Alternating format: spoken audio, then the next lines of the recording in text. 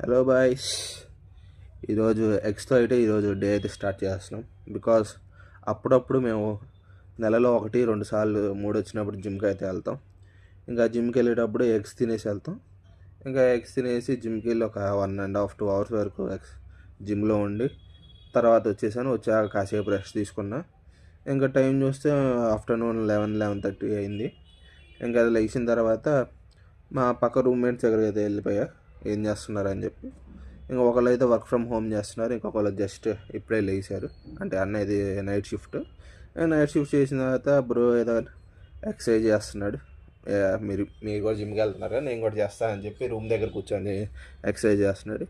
ఇంకా దాని తర్వాత మధ్యాహ్నం కూడా పెద్ద పొడిచింది ఏం లేదు.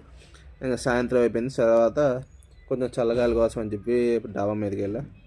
డాబా మీదకి వెళ్తే పైన గాలిపటాలు ఎగరేస్తూ కనపడ్డారు. ఇంకా గాలిపటాలు చూసుకుంటా చిన్ననాటి రోజులు అయితే గుర్తొచ్చినాయి. ఒకప్పుడు సంక్రాంతి రంగాలని గాలిపటాలు కొనిమని ఇంట్లో నాన్నని ఇబ్బంది పెట్టేవాళ్ళం. అయినా నాన్న కొనిచ్చేవాడు కాదు. తర్వాత అమ్మమ్మ దగ్గర తాతయ్య దగ్గర డబ్బులు తీసుకొని అయితే వెళ్ళేవాళ్ళం.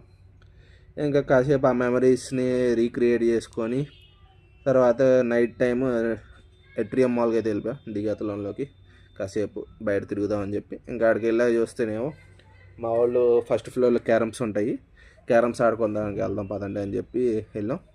ఇంకా పైకి వచ్చిన తర్వాత బోర్డు ఖాళీగా అయితే ఉంది. ఇంకా తెలిసిందిగా కాయిన్స్ అన్నీ ఎతికి కింద పైన ఉన్నాయని తీసి అరేంజ్ చేసి ఆడుకుంటున్నాం. ఒక మ్యాచ్ అయిపోయిందో లేదో కానీ ఒక మ్యాచ్ ఆడేసిన తర్వాత ఒక కస్టమర్ వచ్చాడు, ఐ మీన్ అడగటానికి బోర్డు ఎలాగా ఎంత అని చెప్పి. ఇంకా ఆయన అడుగుతూ ఉన్నాడు. చాలాసేపు వెయిట్ చేస్తాం, 10-15 minutes వరకు. ఇంకా కస్టమర్ వచ్చేసి అక్కడి నుంచి కదలట్లేదని చెప్పి ఇంకా మేమే అంతా సెట్ చేసుకొని ఇంకా వెళ్ళిపోయాం ఇంకా రూమ్కి.